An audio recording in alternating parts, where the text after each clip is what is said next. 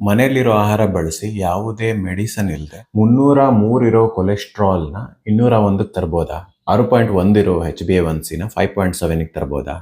Liver enzyme ಜಾಸ್ತಿ ಆಗಿದ್ರೆ, fatty liver ಇದ್ರೆ, SGPT ಲೆವೆಲ್ಸು 46ರಿಂದ 26, SGOT ಲೆವೆಲ್ಸು 39ರಿಂದ 29. ಈ ಕ್ಲೈಂಟ್ಗೆ 56 ವರ್ಷ. ಅವ್ರ ಟ್ರಾನ್ಸ್ಫಾರ್ಮೇಶನ್ ತುಂಬಾ ಇನ್ಸ್ಪೈರಿಂಗ್ ಆಗಿದೆ. ಅದನ್ನ ತೋರಿಸೋದಕ್ಕೆ ಮುಂಚೆ ವಿಡಿಯೋ ಕೊನೆಯಲ್ಲಿ ಯಾವ ಆಹಾರ ಬಳಸಿ ನ್ಯಾಚುರಲ್ ಆಗಿ ನಿಮ್ಮ ಕೊಲೆಸ್ಟ್ರಾಲ್ ಲೆವೆಲ್ನ ಕಡಿಮೆ ಮಾಡ್ಬೋದು ಅನ್ನೋದ್ರ ಬಗ್ಗೆ ಕೂಡ ಒಂದು ಸ್ವಲ್ಪ ಡೀಟೇಲ್ಸ್ನ ಪ್ರೊವೈಡ್ ಮಾಡ್ತೀನಿ. ಬ್ಲಡ್ ಟೆಸ್ಟು ಇದು ಕೊಟ್ಟಿದ್ದೆ, ಎಲ್ಲದು ಬಂದಿದೆ ರಿಪೋರ್ಟು.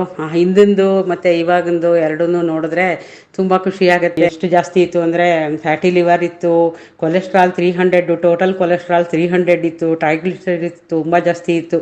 ಎಲ್ಲ ಕಮ್ಮಿ ಆಗಿದೆ ಸರ್. ಎಲ್ಲ ಖುಷಿ ಆಯಿತು ನನಗೆ.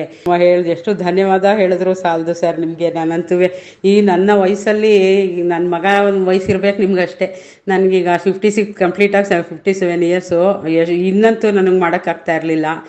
ಎಷ್ಟು ಆರೋಗ್ಯವಾಗಿ ಮಾಡಿದ್ದೀರಾ ಅಂದರೆ ನಮ್ಮ ಮನೇಲಿ ರಿಪೋರ್ಟ್ ನೋಡಿ ನಮ್ಮ ಮಗಳು ಅಳಿಯ ಎಲ್ಲ ತುಂಬ ಖುಷಿ ಪಟ್ಟು. ತಿನ್ನೋದ್ರಲ್ಲೂ ನನಗೆ ನೀವು ಹೇಳಿರೋದು ಎಲ್ಲ ಸ್ವಲ್ಪ ತಗೋತೀನಿ. ಆ ವರ್ಕೌಟು ವಾಕಿಂಗ್ ಮಾತ್ರ ಬಿಟ್ಟಿಲ್ಲ ನಾನು. ಅದೊಂದು ಸ್ವಲ್ಪ ಮಾಡ್ತೀನಿ. ನನ್ನ ಕೈಲಾಗೋದು ನನ್ನ ಏಜ್ಗೆ ಒಂಥರ ಸೇಫ್ಟಿ ಆಗಿರುವಂಥದ್ದನ್ನ ಮಾತ್ರ ಮಾಡಿಕೊಂಡು ಹೋಗ್ತೀನಿ. ಆ್ಯಕ್ಟಿವ್ ಆಗಿರ್ತೀನಿ. ಅವಾಗ ವೆಯ್ಟು ಜಾಸ್ತಿ ಆಗಾಗಿ ಬಿಟ್ಕೋಬಾರ್ದು. ಹಾಗಾಗಿ ಮ್ಯಾನೇಜ್ ಮಾಡ್ತಾ ಇದ್ದೀನಿ ಅನ್ನಿಸ್ತು. ಒಂದ್ಸತಿ ರಿಪೋರ್ಟ್ ಕಳಿಸ್ಬಿಟ್ರೆ ನೀವು ಕೊಟ್ಟಿರೋದು ಇದು ನಮಗೆ ಆ ಒಂದು ಧೈರ್ಯ, ಆ ಒಂದು ಇದು ಎಲ್ಲ ಎಷ್ಟು ಖುಷಿ ಆಗುತ್ತೆ ಅಂದರೆ, ನಾನೆಲ್ಲ ದೇವಸ್ಥಾನಕ್ಕೆ ಹೋದರೂ ನಿಮಗೆ ದೇವ್ರು ನಿಮ್ಮ ಕುಟುಂಬಕ್ಕೆ ನಿಮಗೆ ಒಳ್ಳೇದು ಮಾಡಲಿ ಅಂತ ಕೇಳ್ಕೊಂಡು ಬಂದಿದ್ದೀನಿ ಸರ್. ನಿಜವಾಗ್ಲೂ ಚಾರ್ಧಾಮ್ಗಂತೂ ಹೋದಾಗ ಎಷ್ಟು ನಡೆದಿದ್ದು, ಎಷ್ಟು ಖುಷಿ ಆಯಿತು ಅಂದರೆ ನನಗೆ ನಿಜವಾಗ್ಲೂ ಅಲ್ಲೆಲ್ಲ ತುಂಬ ನಡೆಯೋದಿತ್ತು. ಅವಾಗ ಭಾಳ ಖುಷಿ ಆಯಿತು. ಕಾಲು ನೋವು ಏನೂ ಬರದೆ ಎಲ್ಲ ಮುಗಿಸ್ಕೊಂಡು ಬಂದೆ. ಹಾಗಾಗಿ ನಿಮಗೆ ಒಂದ್ಸತಿ ಇನ್ನೂ ಒಂದ್ಸಲಿ ನಾನು ಹೃತ್ಪೂರ್ವಕವಾಗಿ ನಾನು ಧನ್ಯವಾದ ತಿಳಿಸ್ತಾ ಇದ್ದೀನಿ. ಮತ್ತು ಮಾತ್ರೆಗಳಿಲ್ಲದೆ ಕೊಲೆಸ್ಟ್ರಾಲ್ನ ಕಡಿಮೆ ಮಾಡೋದು ಹೇಗೆ ಅನ್ನೋದಕ್ಕೆ ಇಲ್ಲೊಂದಿಷ್ಟು ಇನ್ಫಾರ್ಮೇಷನ್ ಇದೆ. ಸೊ ಮೊದಲನೇದಾಗಿ ನೀವು ಕೊಲೆಸ್ಟ್ರಾಲ್ ಎಷ್ಟಿದೆ ಅಂತ ಚೆಕ್ ಮಾಡೋದಕ್ಕೆ ಲಿಪಿಡ್ ಪ್ರೊಫೈಲ್ ಟೆಸ್ಟ್ ಮಾಡಿದಾಗ ನಿಮ್ಮ HDL ಅಂದರೆ ಇದು ನಿಮಗೆ ಜಾಸ್ತಿ ಇರಬೇಕು. ಆಮೇಲೆ LDL ಇದು ನಿಮಗೆ ಕಡಿಮೆ ಇರಬೇಕು, ಅಂದರೆ ಇದು ಕೆಟ್ಟ ಕೊಲೆಸ್ಟ್ರಾಲ್ ಅಂತ.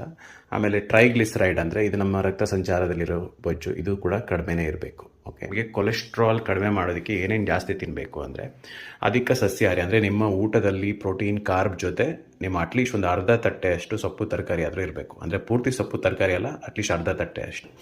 ಆಮೇಲೆ ಬಂದು ಬಾದಾಮಿ, ವಾಲ್ನಟ್ ಮತ್ತು ಅಗಸೆ ಬೀಜ, ಸಬ್ಜಾ, ಚಿಯಾ ಇದನ್ನೆಲ್ಲ ನಿಮ್ಮ ಆಹಾರದಲ್ಲಿ ಬಳಸೋದ್ರಿಂದ ನಿಮ್ಮ ಗುಡ್ ಕೊಲೆಸ್ಟ್ರಾಲ್ ಜಾಸ್ತಿಯಾಗಿ ಕೆಟ್ಟ ಕೊಲೆಸ್ಟ್ರಾಲ್ ಕಡಿಮೆ ಆಗುತ್ತೆ.